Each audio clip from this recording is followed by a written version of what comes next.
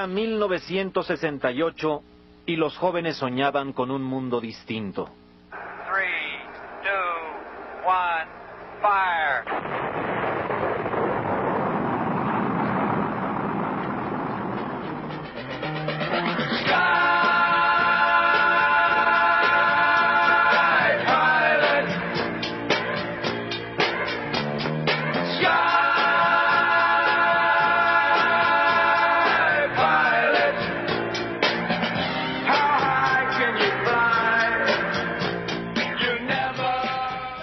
Era 1968 y los jóvenes querían cambiar al mundo.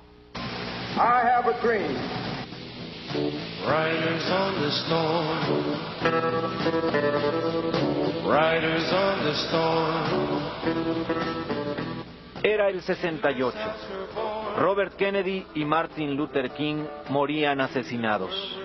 La guerra de Vietnam vivía sus momentos más difíciles. Era el 68 y México preparaba sus Juegos Olímpicos. Los jóvenes en Praga, en París, en México, clamaban la imaginación al poder.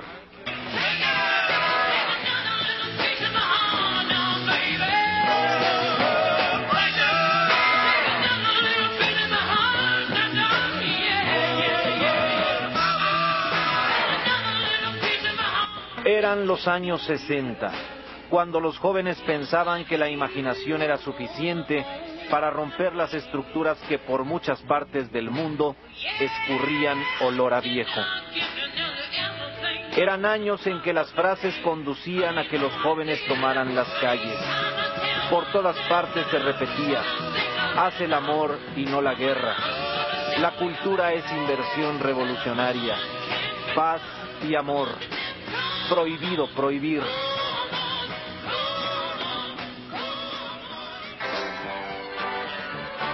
Y mientras los jóvenes gritaban consignas viviendo sus años maravillosos, escuchaban la locura desatada desde Liverpool por los Beatles, esos greñudos que tanto detestaban las abuelas.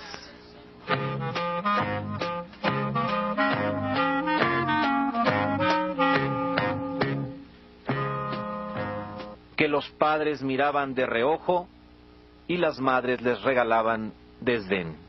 A México se le vinieron encima muchas cosas en aquel 68.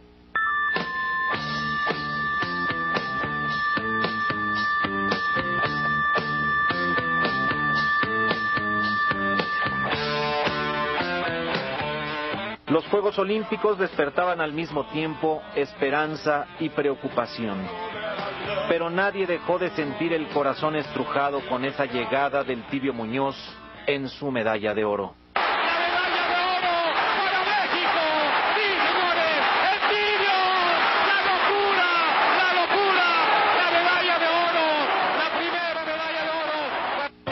Good morning, starshine. Earth says hello.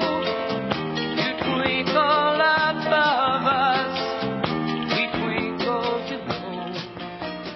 Los padres miraban azorados las primeras transmisiones del pájaro madrugador, mientras en sus pantallas se dibujaba la paloma de la paz.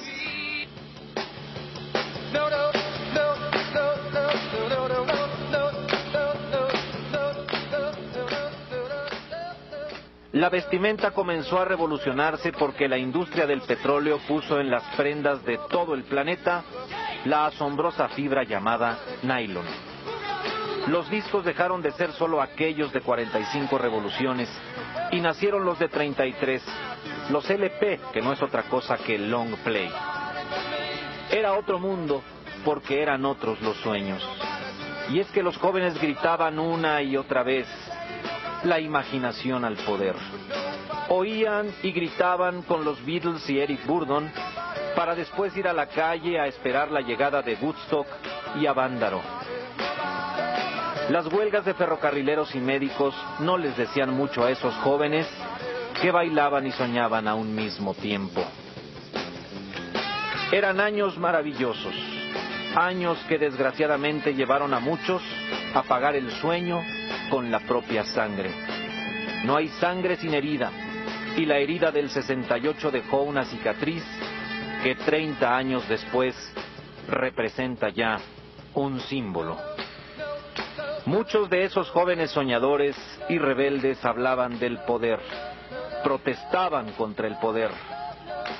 Pocos de ellos imaginaban entonces que ocuparían ese poder 30 años después, como este joven estudiante de una vocacional que hoy ocupa la presidencia del país.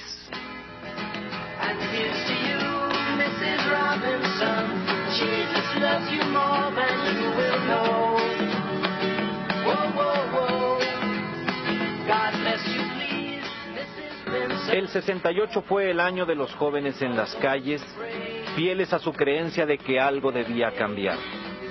Fue también el año de los hombres del poder, que creían que mantener su sistema era el camino correcto en esos tiempos turbulentos. Duelo de creencias que costó sangre, sudor y lágrimas. Y México cambió.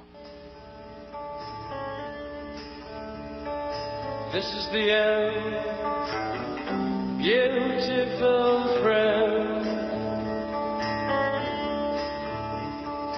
This is the end, Con el 2 de octubre prácticamente acabó ese movimiento en el que los jóvenes empeñaron sus sueños. 30 años después hay muchas visiones sobre todo lo que marcó esa misma historia.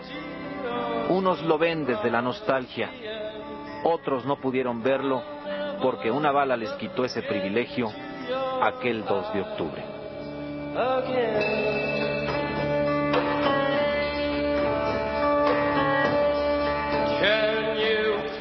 En lo personal, tengo un recuerdo vago de lo que ocurrió en 1968. Tenía 13 años de edad, estudiaba la secundaria.